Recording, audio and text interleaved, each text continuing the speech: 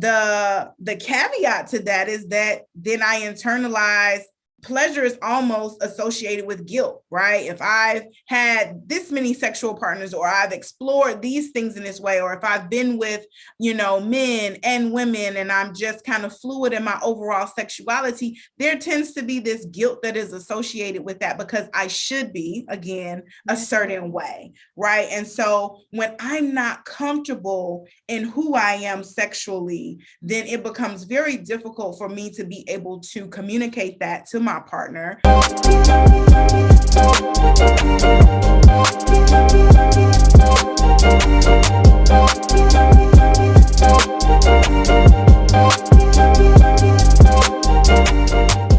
Hey guys, welcome to another episode of the Legacy Speaks podcast. My name is Sierra Hillsman, and I'm a licensed professional counselor and the founder of Legacy Speaks. I'm so excited to have another amazing, dope conversation with another dope therapist, and her name is Miss Sherita Settles, and she is the founder of Blissful Beginnings Counseling. And so we're going to talk a lot about things in relation to individuals and couples therapy, especially in relation to sex therapy and communication. So before we dive right in, I need you to hit that subscription button. That way you can stay up to date on all the newly released content on a regular basis. And so Sherita, can you please let the people know who you are and a lot more about Blissful Beginnings Counseling?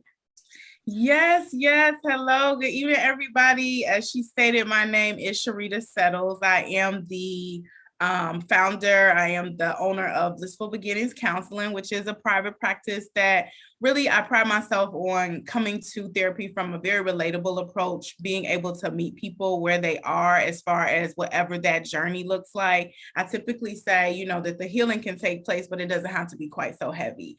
Sometimes there's so many myths and different things about therapy and how it sort of plays out in our life. And I just think that as a community, I'm very excited to serve us and for you to be able to see somebody that looks like you and be able to say, you know what, if this is the person that's doing my therapy, that I can rock with that. So I primarily see couples. I do individual counseling as well, but I also do pre-marital counseling. So if you guys are out there getting married, just hit me up, let me know. I love to do my pre-marital counseling. So hopefully the pre-marital will keep you from having to come to me later on down the line. That is the goal. I think that it is very important, and not enough people really take advantage of that, or they tend to go a little bit more of a religious route, which there's absolutely nothing wrong with church doing your premarital counseling. I just really recommend that it is not your pastor, right? Like, I want you to be able to have that safe space to discuss certain things within a context where you don't have to be worried about how you're going to be viewed or how they're going to see you. So that's really one of the most important things. But I do couples counseling as well.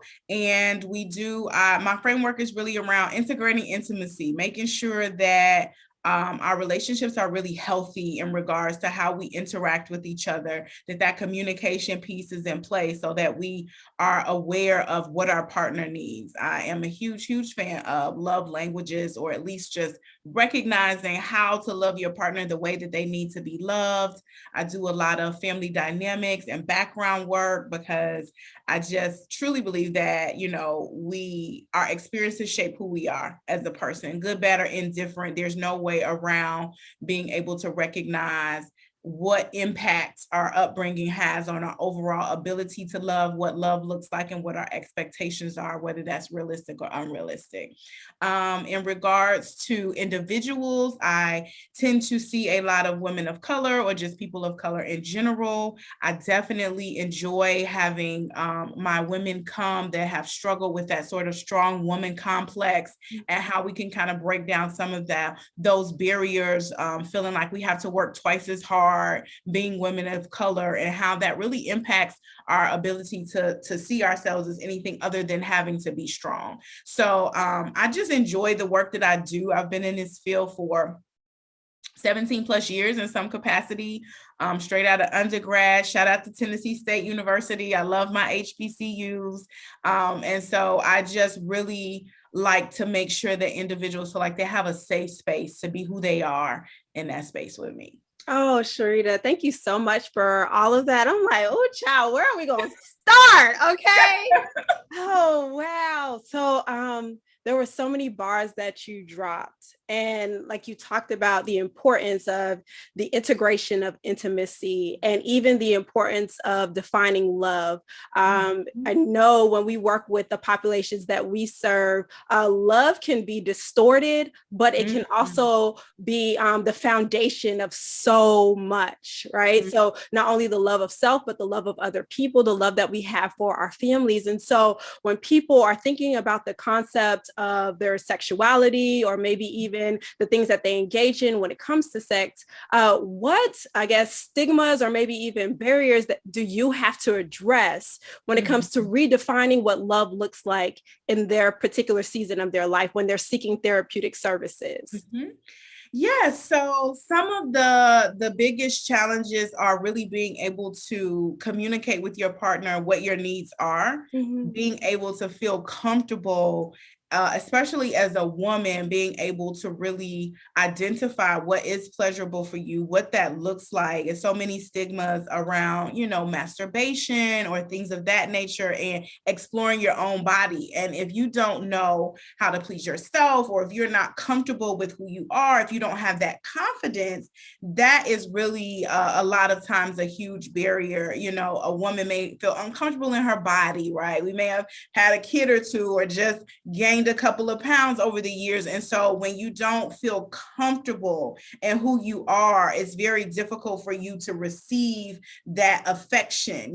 We immediately are like, oh, don't touch this little belly now. I don't really want you to touch that part of me. And so when you're trying so hard to protect the parts of you that you feel uncomfortable with, then you become uncomfortable in the sex in general, right? It takes the fun out of it because I don't feel as connected as I may. So that I used to. So it's also a lot of people expecting that your body will just crave sex all the time, right? It's like, well, what's wrong with me if I'm not wanting to have sex this many times a week, or whatever the case may be? And we see that even from men as our libidos change, as we just grow in age as well as responsibility, right? Like when I was in college and all I had to do was go to class and be done at 12:40 and I had the rest of the day to sort of be free and do what I want to do. That dynamic changes when you throw in a full-time job, or a parent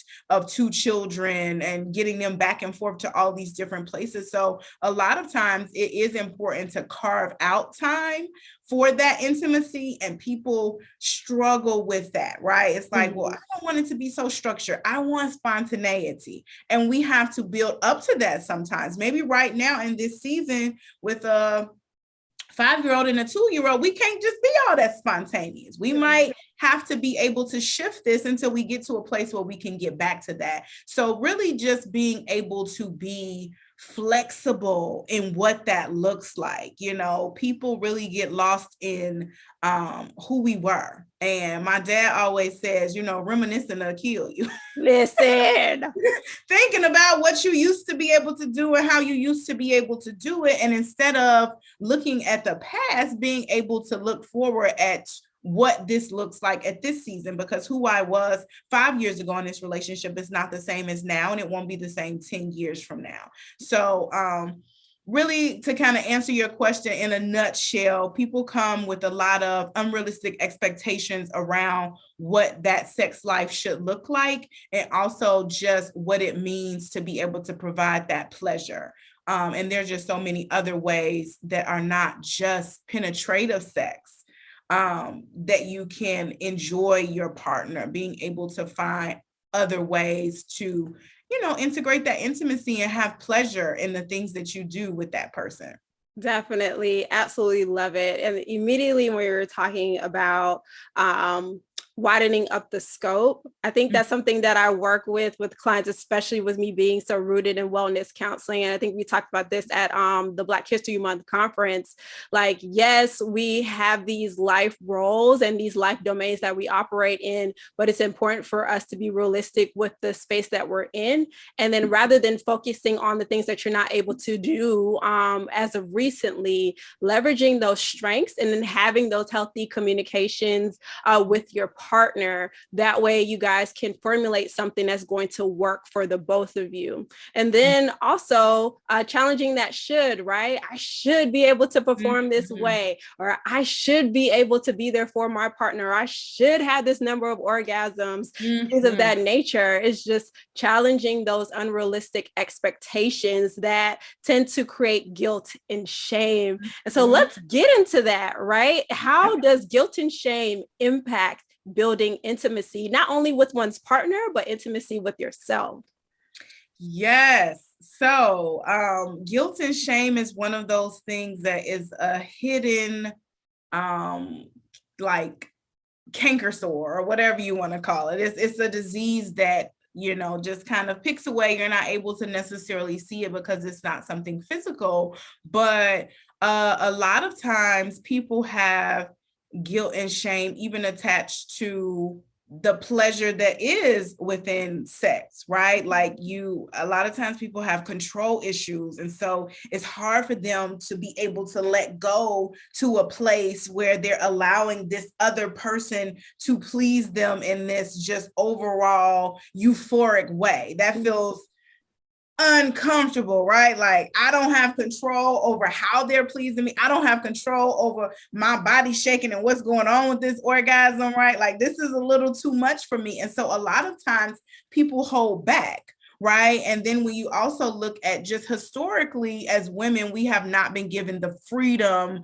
to be able to be as open with our sexuality and really how we view pleasure. And so the caveat to that is that then I internalize pleasure is almost associated with guilt, right? If I've had this many sexual partners, or I've explored these things in this way, or if I've been with, you know, men and women, and I'm just kind of fluid in my overall sexuality, there tends to be this guilt that is associated with that because I should be, again, a certain way, right? And so when I'm not comfortable in who I am sexually, then it becomes very difficult for me to be able to communicate that to my partner, what it is that I need. And so when you have that shame attached to it, once again, that kind of goes back to that confidence. I'm not confident in who I am sexually. I actually feel a little bit of shame that is associated with the fact that, hey, maybe I do masturbate, right? Like how many women do we feel a free space to say, you know, I think that we're getting there as the roles has kind of taken on and taken over, you know, but, you know, I mean, even before the rose, there was the rabbit, and before the rabbit was the bullet. And so I think that we have in recent years become a little bit more comfortable in exploring what we like and how that feels to us, but we still typically don't feel comfortable doing that in the context of our partner, right? It's still something that we hide. Like I got this tucked away in a nice little drawer in the closet that nobody sees because I do feel guilty about it. But why should I feel guilty about pleasuring my body? Why should my body, that is my temple, if we're looking at this from a holistic standpoint, something that I have to be in tune with, why is this difficult for me to do? So I just think that to answer your question, the shame and guilt keeps us bound. That's the best way. It keeps us locked into a box. It keeps us locked into things that we're not willing to touch, things that we're not willing to do, whether that's go to the sex store, wear lingerie, whatever that looks like, watch pornography with our partner, whatever it is that may be, that I've decided that I'm in this box and it's kept me bound. And the only way to really get out of that box is to free yourself. You have to liberate your mind and say, it's okay for me to have an orgasm. It's okay to give myself an orgasm. It is okay for me to communicate to my partner what it is I need to be able to get to an orgasm, right? A lot of women and I'm going to touch on some toes right here, but there are a lot of women who tend to want to protect the fragility of the ego of their partner, male or female, because we feel like we don't want that person to feel bad. Mm-hmm. So we don't really say what it is that we may want or need. We don't say, hey, go a little further left, or I need you to do it this way, or I need a little bit more foreplay, or clitoral stimulation is what really drives my orgasms. So we just stay quiet and we just say, yeah, that was great. Yeah, you did a good job. But in reality, that actually decreases that level of intimacy, because I'm not really vested in wanting to do it more often, because I'm not receiving pleasure from it. If it's not something that's pleasurable to me, then why do I want to do it? Yeah. And so you have to be able to communicate that. Yes, I do want to double back. Thank you for all of that. I do want to double back to provide like context and clarity for individuals who may not understand the difference between guilt and shame. So guilt says that we did something bad or that our actions are bad, whereas shame says that I am bad, and that I am innately bad. And the reason why it's important for us to make that distinction is because, especially when we're talking about building a healthy relationship with one's body and effectively communicating that, I find like there's this like consistent cycle, right? Mm-hmm. So I'm feeling shameful that I have this desire to masturbate. I do it, it's pleasurable, but then I'm also feeling guilty for the action. And then I'm also feeling guilty for not including my partner on this. But then on the flip side, I know that my partner's not going to get me to where I need them to be. And I haven't effectively communicated this. And then now I'm looking at the act of sex or even pleasuring myself or having this intimate moment with my partner as an obligation or something that I don't even want to engage in altogether. And there was something that you talked about in terms of like managing those thoughts and being okay with saying that it's not okay. And so, especially with you being so ingrained in trauma-focused CBT, can you touch a little bit on how you help clients to break through those thoughts that keep them so bound? Right.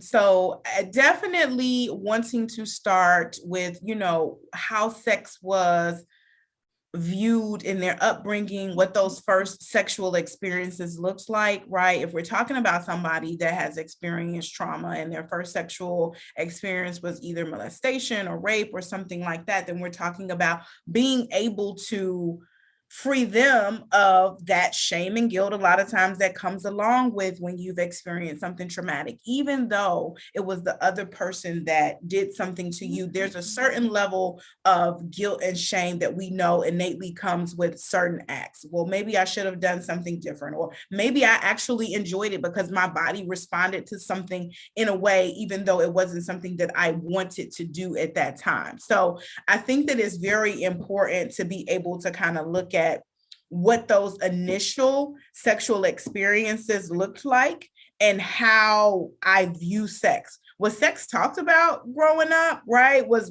that part of my upbringing? Was I able to have a conversation with my mom or my dad or whoever about sexual desires, or, what this looked like when I was ready to get on birth control? Did I hide that and have somebody else randomly take me? Or when I needed to, as a guy, buy condoms or whatever that kind of looks like. So a lot of times when you have been introduced to sex in a negative way, then you automatically sometimes have these negative connotations behind it, or you are looking at sex to be something that you are giving to your partner, right? Like, I'm giving this to you so you'll like me, or I'm giving this to you so you'll love me, or you'll think that I'm great, right? And so we see this exchange between men and women in regards to how I view that. This year has been a whirlwind, hasn't it? And I'm pretty sure that you and your business have had to make a number of changes as a result of the pandemic.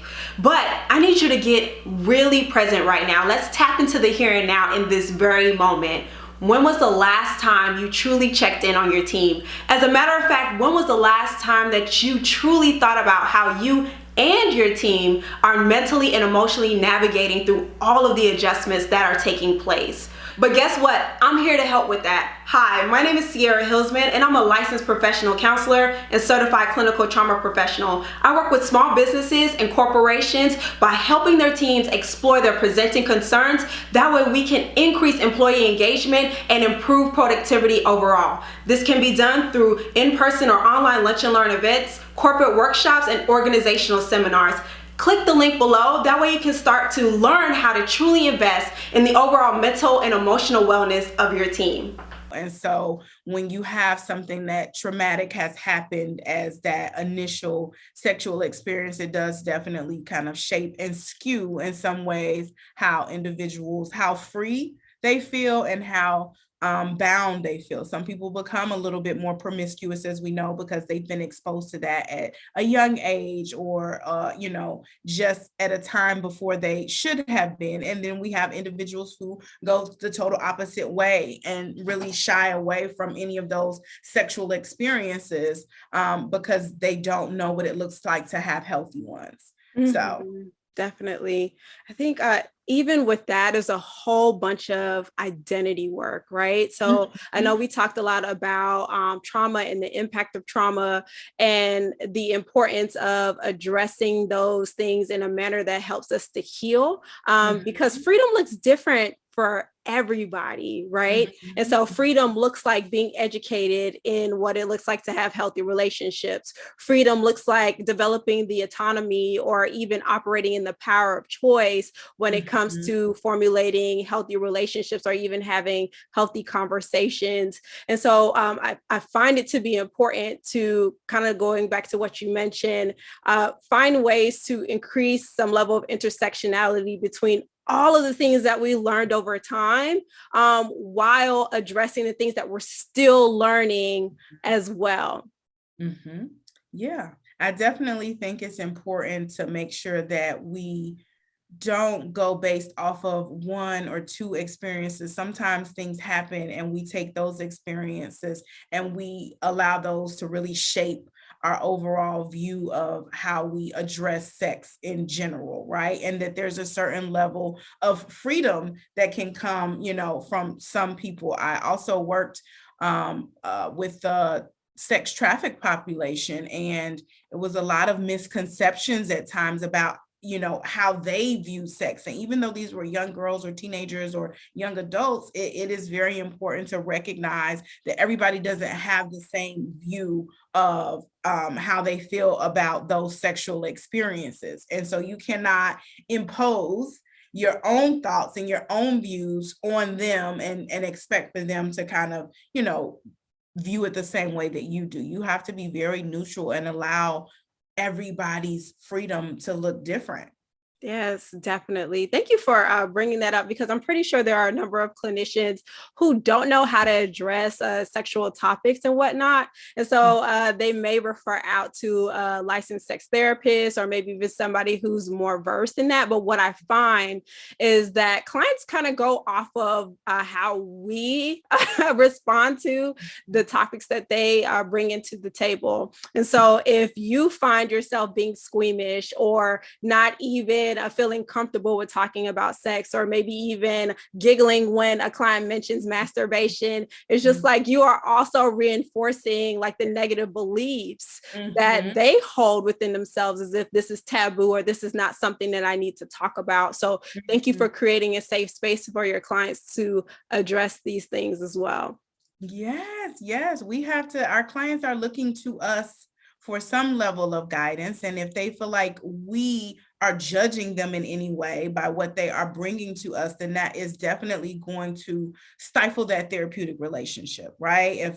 If I really am maybe struggling with something and then I bring it to you and you get kind of anxious and I see you hesitate and kind of frown up or whatever the case may be, then you have reinforced, as you stated, that this is something that I shouldn't be talking about. That this, even though I may be able to talk to this person about certain things, there are boundaries to what we are able to kind of, discuss. And that sometimes may keep them from being able to really address those things that they really want to address because they don't have a space. It's not a lot of spaces to talk about sex. There's not really not in a holistic way and not in a, what is the difference between sort of intimacy and actual sex? How can it be pleasurable? It almost seems like there's either this notion that like everybody's having this groundbreaking, earth-shattering sex, and it's just like, well, mine's not really that great. And I'm like, well, everybody's is not really that great. Like, first of all, you have to put in a little bit of work in order to get to that point. And, every partner will be different. Everything that you do matters on where you are mentally, right? We are very emotionally connected to a person that we are intimate with. And if I don't feel emotionally connected to you, or I feel like I'm still upset about something that happened the other day, or I'm frustrated, or I'm tired, if I'm not emotionally invested, then my body's not going to respond in the same way. That's why we tend to have better sex on vacation, right? Because it's like, I don't have a care in the world. I can be as free and liberated as I want to be in some ways. And so it's a little bit easier for me to just let go and allow this to take place versus thinking about like, oh, I need to wash dishes after this, or I need to go ahead and put those clothes in the dryer at the end of this. So it is very important for us to just recognize how much that emotional connection plays a role in the physical component. And when you don't feel connected to your partner, you have to be able to communicate that, because it's going to affect the relationship negatively in other ways, not just sexually, but just all around. Yes. Well, immediately I think about like the mind body connection, right? And even when you were talking about the whole, the liberation of having sex on vacation, I was thinking about, staycations with individuals who deal with like chemsex, especially with me being in the addiction space. I find that a lot of people tend to like get what they need by incorporating alcohol, or maybe even marijuana, or like microdosing with psychedelics. There's always this external need for somebody to not only validate their experience, but to enhance their experience as well. And so can you speak to that, right? That feeling of I need something extra in order for me to achieve what I'm looking for in my sexual experience? Yeah. So are we talking about like outside? Are we talking about like a person, or are we talking about more like pornography or toys? Or when you say something extra, if you could just give me a little bit of clarification. Oh, just yes, definitely. Sure answering the question. So whether it be substances, toys, or anything like that. Okay. Yes. So sometimes people really don't feel comfortable in experiencing those things internally. So we look to somebody else to sort of guide what our pleasure principle looks like. It's not something that we innately have inside of us, but that is actually not true. We do innately have this inside of us. And so you don't necessarily, people get more free when we have alcohol involved, or marijuana, or other substances. And so they feel like they can be more of their authentic self. Some of that guard comes down. And so it makes it more pleasurable for them in that moment, but they still don't have a comfortable relationship when they're not in regards to those different substances. And so I do have an example. I had some individuals that I was seeing that were married, and they decided to end up being sober, right? And so they started their sobriety and things of that nature. And we recognized that it was very difficult for them to have sex because the wife had her first experience was not a positive one. And so she had not ever had sex when she was not intoxicated. And so it was so much trauma behind that sexual experience that it was blocking it to be anything pleasurable. So a lot of times I'll ask individuals and I'll say, give me 3 words that you think about when you think about sex, like what comes to mind.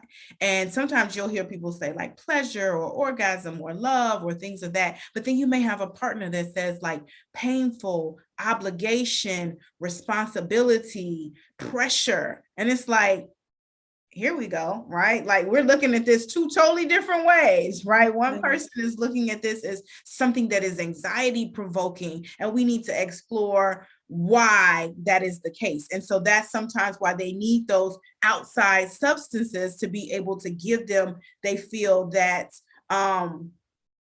that not real level of extra right? Like this is giving me that freedom to wear my lingerie and feel sexy. I feel freer when I've taken an edible and I'm just kind of carefree and I can do a little bit more in that space.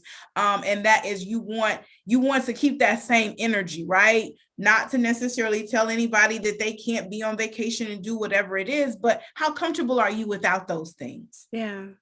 Definitely. Even when it comes to toys and things of that nature, like how comfortable are you without those things? Mm-hmm. And if it is a mood altering substance and that's the only way that you can get in a mood, then we need to be looking at what is deeper at that core and how do we transform this from I need to have a drink or I need to do this before I'm able to perform versus the want versus need component, right? Like maybe I want to have a drink and me and my partner are chilling or whatever the case may be, versus I don't feel like I can physically perform if I have not had something.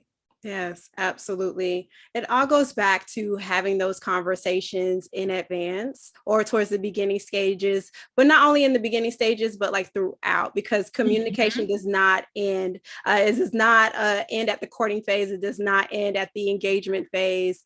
And so I do want to tap into the services that you provide in terms of like premarital counseling.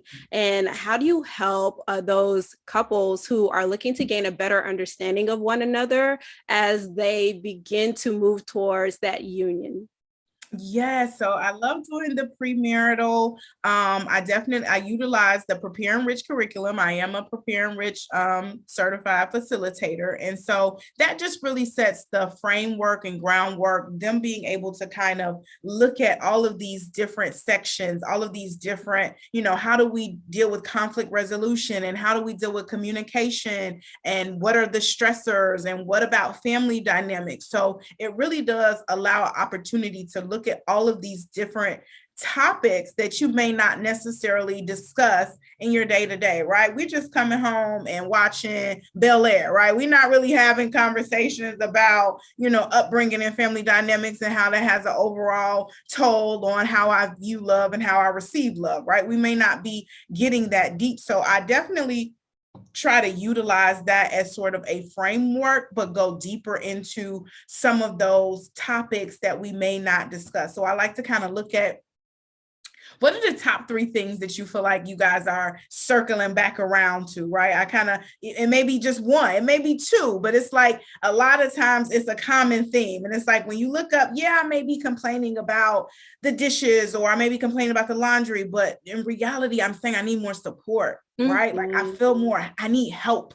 And so I don't really know how to communicate that. So I just complain about the things that you're not doing. So being able to get the couples to really be able to communicate effectively, what are your wants, needs, and desires, and not being so bound by your partner's response, because, you can have a conversation without it being a confrontation. It does not have to be something that involves conflict, because that's what a lot of people, I just rather not say anything at all because, then it's going to just, I like to avoid conflict. Right. And so why do we feel like it has to be conflict? Right. Why do we feel like we cannot have our wants, needs, and desires communicated to somebody that loves us without it turning into something more? So definitely in my premarital, I also look a lot into, family upbringing dynamics and how love was displayed, right? What did love look like in your house? How was it conveyed? How did you know they loved you? Did they tell you? Was it just unspoken, but you knew? Maybe you didn't know,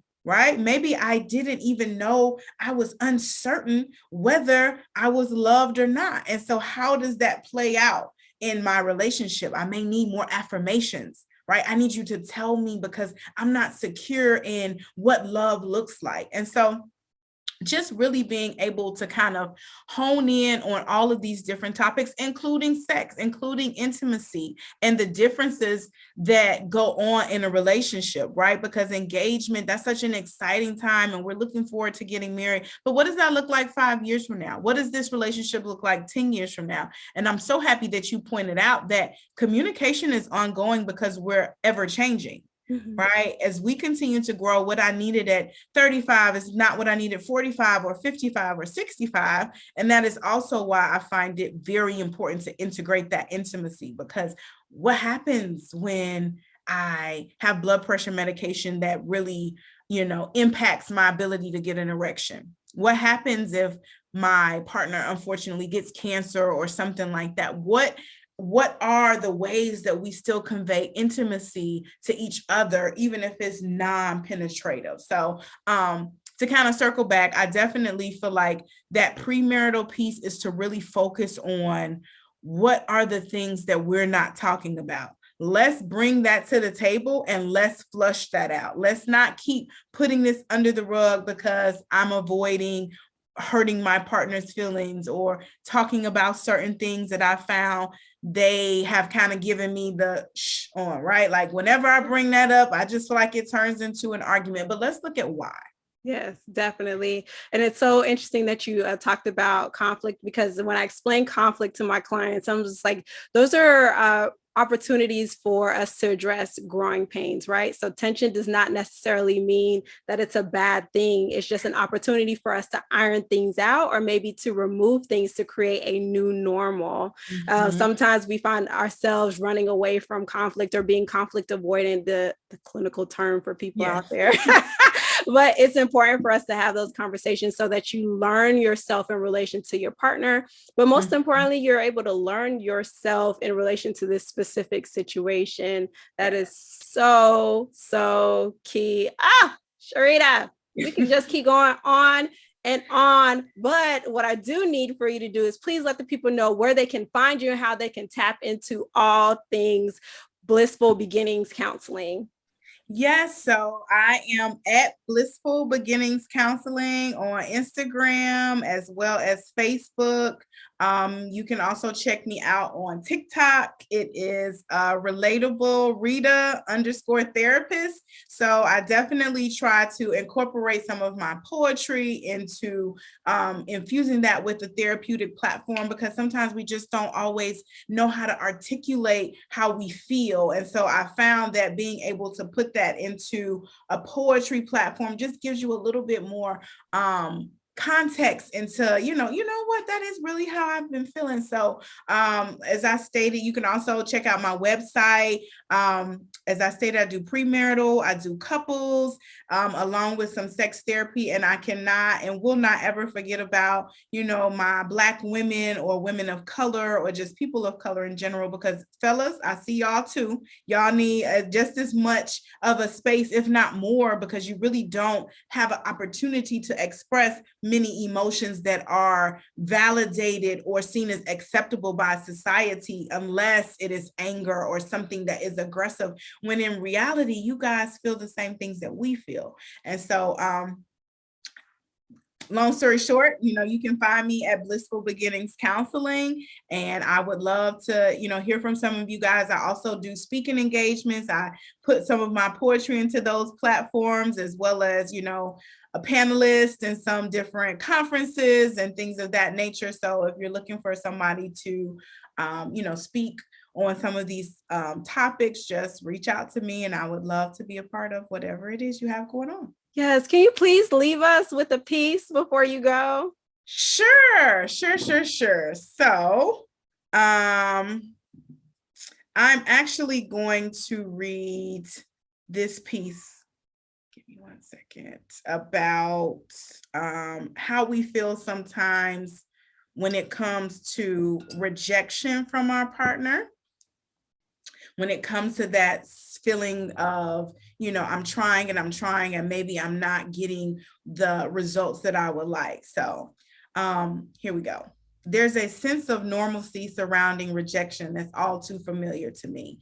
More no's than yeses, more dismisses than caresses. My body craves you, but yours prefers living without me. I ache to feel close, but instead we're fighting past ghosts. Why can't you just want me? I long to see lust in your eyes when you see me walk by, but I see nothing, an empty stare that doesn't seem to care. I have allowed myself to be vulnerable, but you still won't submit. What's wrong with me that you don't see me with the same eyes I see you? You've pushed my hands away, looked at me completely naked, and turned away. I've kneeled down in front of you, begging to allow me to please you, but you look at me with discomfort and disinterested in my advances, and I'm tired of taking these chances. I feel sexually invisible. You see right through me, but even then you don't like what you see. I've never felt uglier, unwanted, or alone, way less than royalty on the throne. Your constant dismissive tone leads me to feel I don't belong. So many insecurities plague me based on your lack of interest in me. Am I attractive? Am I sexy? Why don't I turn you on? What is it that I did wrong? You say you'll do better, but you never do. But this time it isn't on me now. It's up to you. Oh, y'all. I hate to be so cliche because I know you don't have to snap. You can also clap. But yeah, but I love my snaps. The snaps just give it a little something, extra. And I just decided to kind of do that one because it really kind of speaks to, from a male or female perspective, that we all desire to be wanted by our partner. Mm-hmm. At the end of the day, we want to be wanted. And so what toll that takes on us when we're not able to get that want. Oh, thank you for that lasting gem. As always, I always ask this question specifically for like my guests. And as you know, the podcast is called the Legacy Speaks podcast. And so, Sherita, what would you like your legacy to speak about you? Great. So my legacy, I would just like, once I leave here, for people of color to have a role model. I don't really want to call myself a role model, but somebody that they can look to and say, hey, this is a Black girl. I have another point about my big lips and my brown skin and big hair, and just being able to be authentically myself, and them knowing that it's okay to talk about sex and it's okay to go to therapy, just normalizing what it looks like to be able to be somebody that we may not have seen growing up. I know I didn't see a ton of Black sex therapists as I was growing up. So just leaving people with the ability to feel free, right? I kind of go back to my initial point that the healing can take place and it doesn't have to be quite so heavy. So just understanding and allowing people to know that they don't have to carry all of these things themselves, and to be able to leave here knowing that I made somebody's life a little more lighter. Oh, absolutely love it. Y'all, please make sure that you're tapping into all things Sherita. That way you can be able to utilize her sessions, her individual, her couples counseling, premarital counseling, all of that jazz. And you can connect with her at Blissful Beginnings Counseling as well. Once again, my name is Sierra Hillsman. I'm the founder of Legacy Speaks, licensed professional counselor. Please make sure that you are subscribing to the podcast, and please let us know what your favorite gem was from this, right? Please don't forget to like, comment, subscribe, and share, and tag us at Legacy SPKS on everything.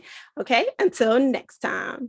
Let me make sure I get this one last thing in. I'm sorry. I'm also a CPCS. For all of my other clinicians out there who are looking to be licensed and are looking for a supervisor, I just think that it's so important to make sure that we are sewing into the clinicians that are coming up behind us, so that we all have somebody to sort of guide us in that direction. So I just didn't want to leave without saying, for those that are looking for a supervisor, I do supervision as well, and I would love to take on some new supervisees. Yes, and I will have all of her contact information in the description box below. Okay, y'all. So please tap into all things Sherita Settles at Blissful Beginnings Counseling.